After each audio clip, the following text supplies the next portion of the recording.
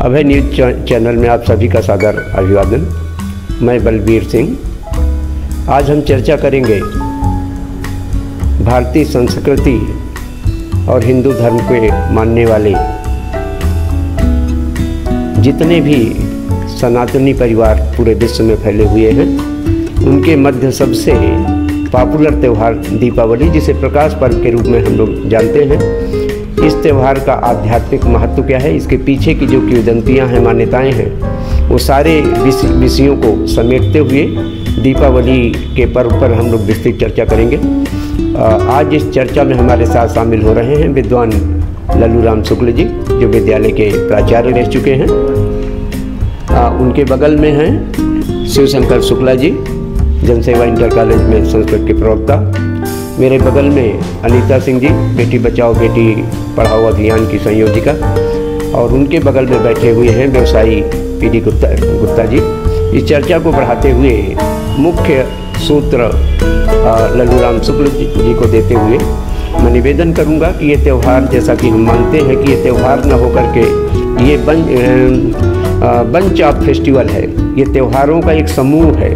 तो ये किस प्रकार जो है 5 दिनों तक अनवरत रूप से मनाया जाता है, संक्षेप में उस पर फोकस करेंगे। लल्लू राम शुक्ल। मैं लल्लू राम शुक्ल, सेवानिवृत्त प्रधानाचार्य त्यागी इंटर कॉलेज अंशवारा, दीपावली के संबंध में जितने आनुषंगिक पर्व हैं उनके संबंध में संक्षेप में कुछ कहना चाहता हूँ।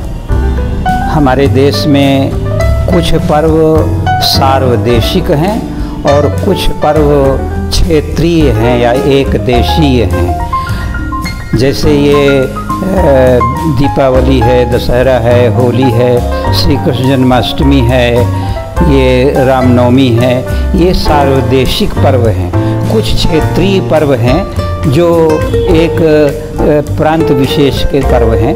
तो दीपावली 5 दिनों तक मनाया जाने वाला पर्व है, त्रयोदशी से लेकर के और कार्तिक शुक्ल पक्ष द्वितीया तक मनाया जाने वाला पर्व है।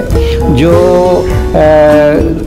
त्रयोदशी को मनाया जाने वाला, कार्तिक कृष्ण त्रयोदशी को जो मनाया जाने वाला पर्व है, जिसको धनतेरस कहते हैं, ये प्रमुख रूप से 2 यमराज और धन्वंतरी से संबंधित ये पर्व है। धन्वंतरी समुद्र मंथन से उत्पन्न हुए 14 रत्नों में से एक थे और वैद्य समाज उस दिन धन्वंतरी की पूजा करता है और वैद्य समाज राष्ट्र के और सबके सुख शांति कल्याण के लिए, स्वास्थ्य के लिए प्रार्थना करता है। इसी प्रकार से यमराज जो हैं, वो यमराज के लिए घर के मुख्य द्वार पर तेल का दीपक जिसमें 4 बत्तियां हों, वो जला करके रखने का विधान है। कथा ये है कि एक बार यमराज ने एक यमदूत से पूछा कि तुम लोग इस क्रूर कर्म को करते हो, जब प्राण हरण करने जाते हो, कभी तुम्हें कष्ट हुआ कि इस कर्म से? तो यमदूत ने कहा कि महाराज, हंस नाम का एक राजा जो बहुत प्रतापी था, वो भटकता हुआ हेमराज नामक राजा के राज्य में चला गया और वहाँ पर उसी दिन हेमराज को पुत्र लाभ हुआ। हेमराज ने हंस का बड़ा स्वागत किया। उसने माना कि इन्हीं के निमित्त मुझे पुत्र मिला है। लेकिन जब 6वें दिन पुत्र का जन्मोत्सव हुआ तो ज्योतिषियों ने बताया कि ये अपने विवाह के 4थे दिन मर जाएगा। और तब हंस ने एक गिरिगुहवर में उसको सुरक्षित किला बना करके और संरक्षित रखा। हेमराज को कहा कि मैं आपके पुत्र की रक्षा करूँगा। अंत में जब वो युवा हो गया उसी गिरगहुवर में, उसी गुफा में, तब वो फिर हंस ने कहा कि अब आप अपने पुत्र की वैवाहिक तैयारी करें। एक सुंदर कन्या से उसका विवाह हुआ। 4थे दिन उसका हम प्राण हरण करने के लिए गए। यमराज के दूत ने कहा, लेकिन हम विवश थे, आपकी आज्ञा थी। हम जब उसका प्राण हरण करने के लिए पहुँचे तो वहाँ त्राही त्राही मच गई, सब आग हमने लगा दिया उस वैवाहिक प्रसंग में।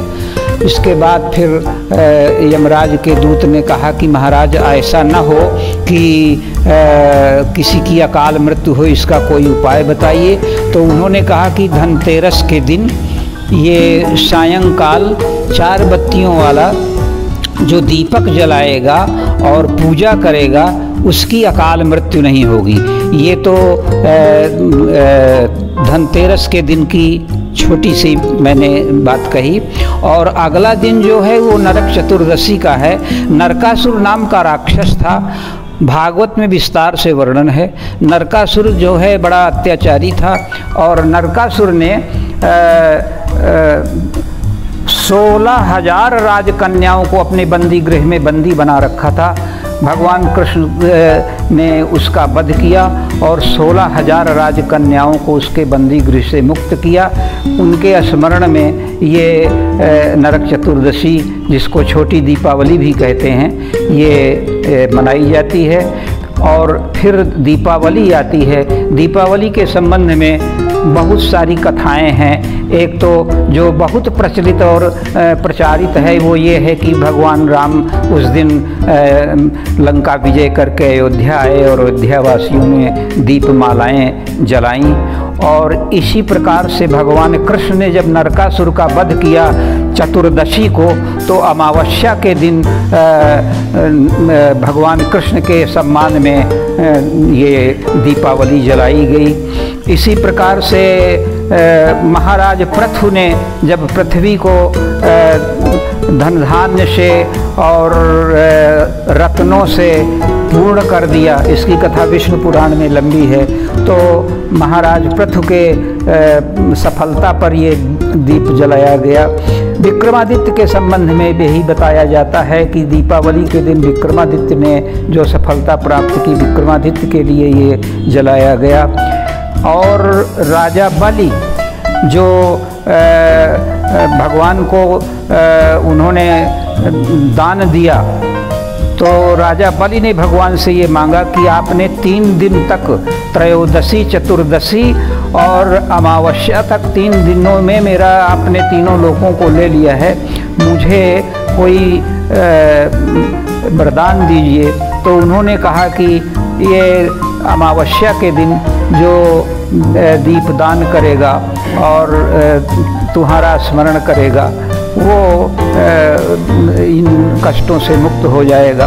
अगला दिन जो है वो प्रतिपदा का जो दिन है, कार्तिक कृष्ण प्रतिपदा, वो भैया दूज का है। भगवान सूर्य की 2 संतानें थी, उनकी पत्नी का नाम संज्ञा था। संज्ञा से 2 संतानें मिली सूर्य को, एक यम, दूसरी यमुना। यम और यमुना तो सूर्य के तेज को नहीं सहन कर पा रही थी संज्ञा, तो संज्ञा अपनी छाया कृति बना करके और वहाँ से चली गई। छाया जो है वो यम और यमुना को बहुत ज़्यादा नहीं चाहती थी, लेकिन यम और यमुना में बड़ा प्रेम था। एक बार यम से प्रार्थना किया यमुना ने कि आप मेरे यहाँ आया करें, मैं आपके यहाँ आती हूँ। तो कार्तिक शुक्ल प्रतिपदा के दिन यम जो हैं वो यमुना के घर पहुँचे। यमुना ने उनका स्वागत सत्कार किया, तिलक किया और कहा कि भाई अब आप मुझे अगर कुछ देना चाहते हैं तो यही दीजिए कि प्रति वर्ष आप कार्तिक शुक्ल प्रतिपदा को मेरे यहाँ आया करेंगे।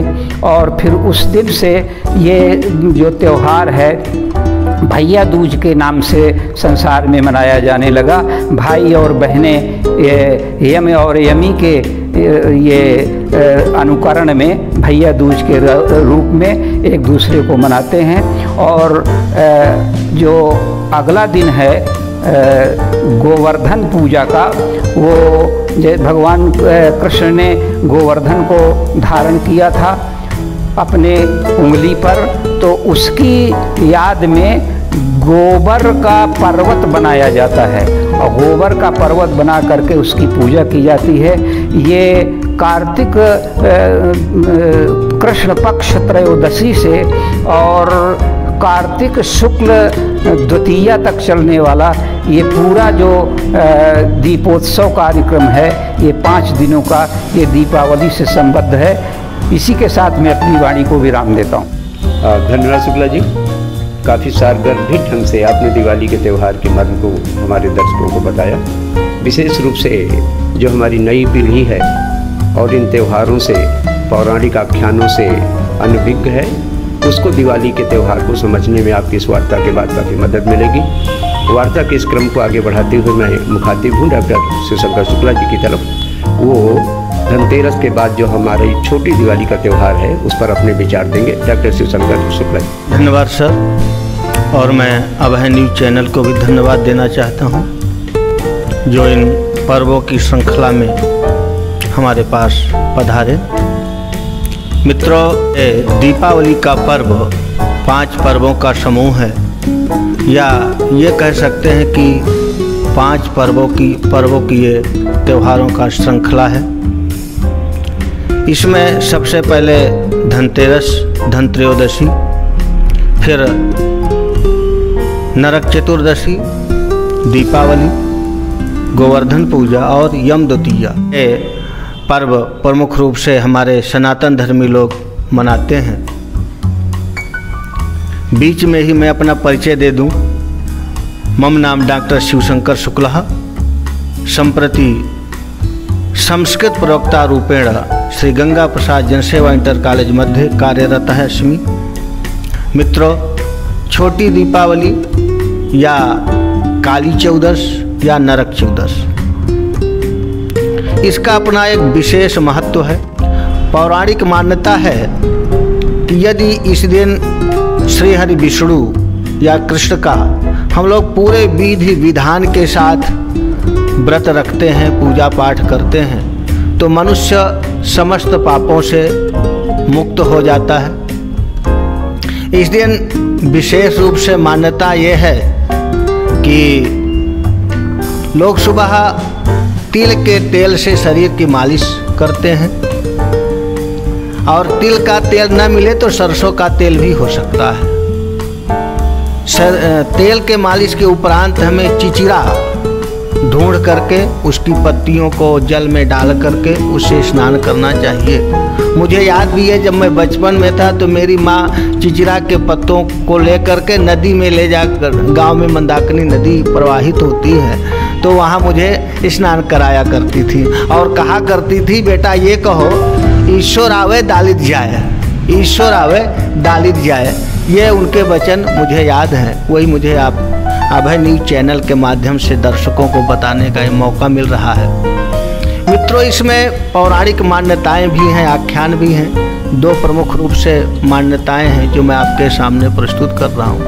एक रंतिदेव नाम के बहुत ही पुण्यात्मा, धर्मात्मा राजा हुआ करते थे। उनके द्वारा कभी भी किसी भी को कष्ट नहीं प्रदान किया गया। ब्राह्मणों का अति सम्मान किया करते थे। कभी कोई ब्राह्मण उनके दरवाजे से भूखा प्यासा नहीं लौटा। और जब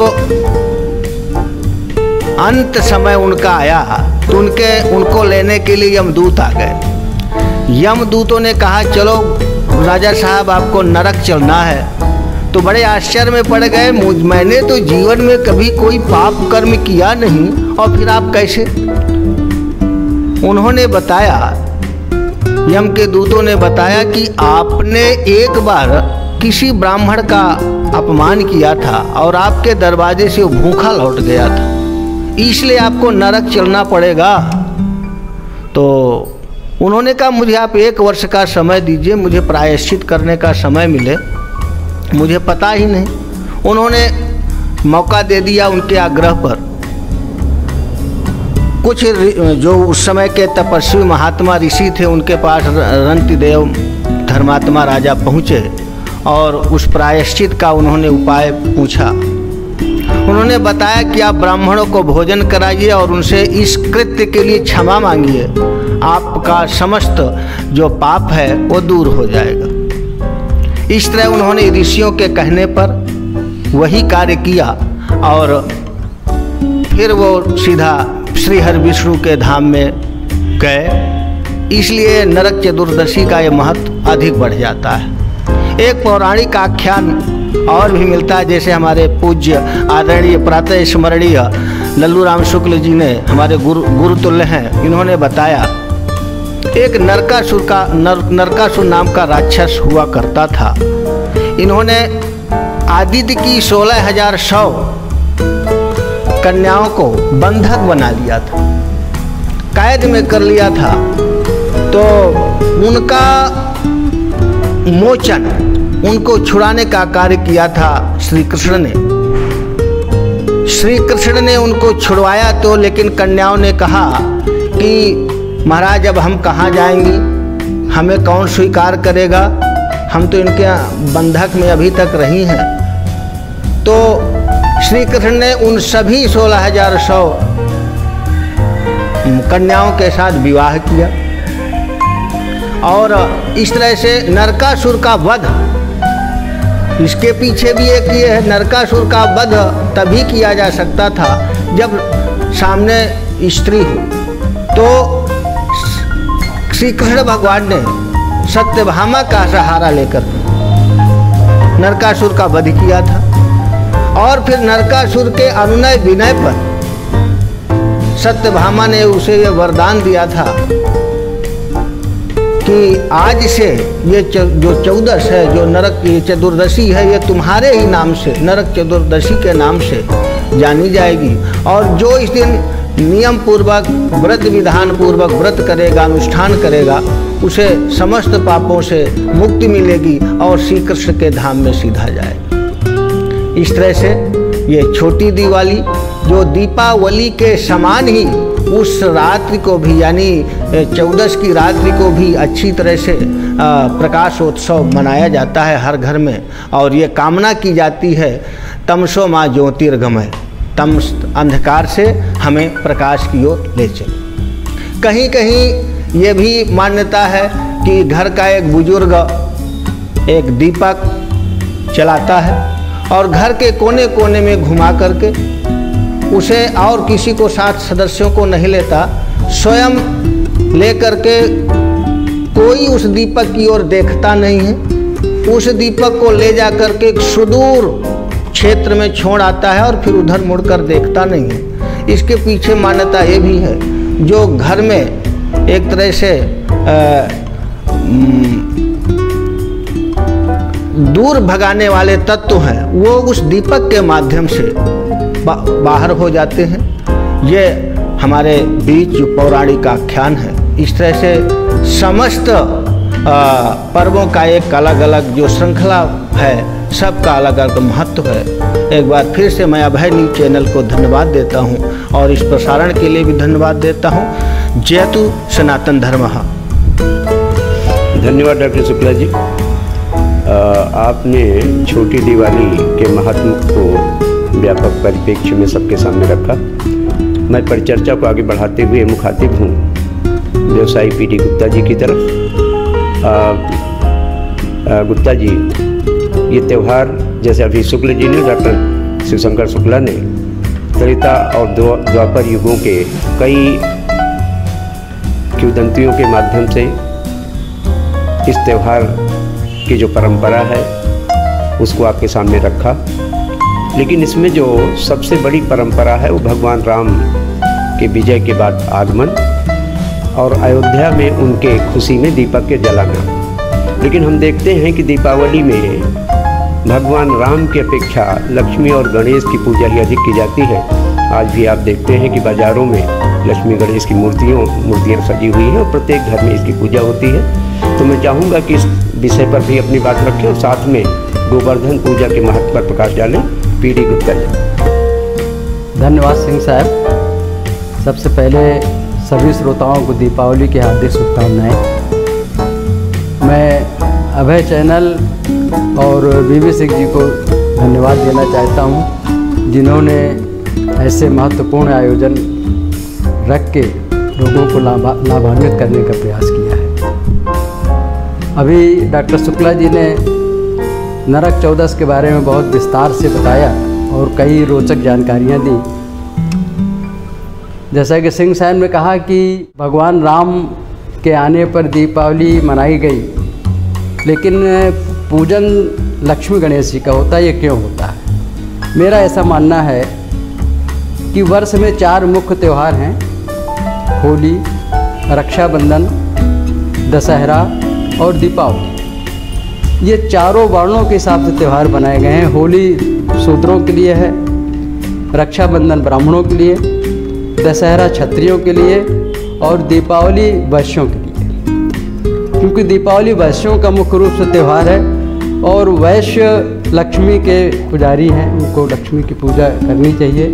लक्ष्मी जी का पूजन अकेले नहीं होता, इसलिए प्रथम पूज्य गणेश जी के साथ में लक्ष्मी गणेश जी का पूजन इस दिन किया जाता है और यही उसके पीछे कारण है कि दीपावली के दिन लक्ष्मी गणेश जी का पूजन विशेष रूप से किया जाता है। जहाँ तक गोवर्धन पूजा की बात है, दीपावली के ठीक दूसरे दिन कार्तिक शुक्ल प्रतिपदा को अन्नकूट का त्यौहार होता है। उस अन्नकूट के त्यौहार में गोवर्धन जी की पूजा होती है। इसके पीछे किंवदंती ये है कि द्वापर युग में ब्रजवासी इंद्र की पूजा करते थे। अन्नकूट के दिन इंद्र की पूजा होती थी, बड़े विधि विधान से तमाम सारे मेवा पकवान बना के उनकी पूजा होती थी। एक बार भगवान कृष्ण ने पूछा कि ये पकवान क्यों बन रहे हैं, किस वजह से बन रहा है। उनको बताया गया कि इंद्र की पूजा के लिए है। भगवान ने कहा कि इंद्र की पूजा आप लोग क्यों करते हैं, इंद्र हमें क्या दे देता है? हम गोवर्धन की और गायों की पूजा करेंगे, जो कि प्रत्यक्ष रूप से हमें लाभ देते हैं। हम गायों की और गोवर्धन की पूजा करेंगे।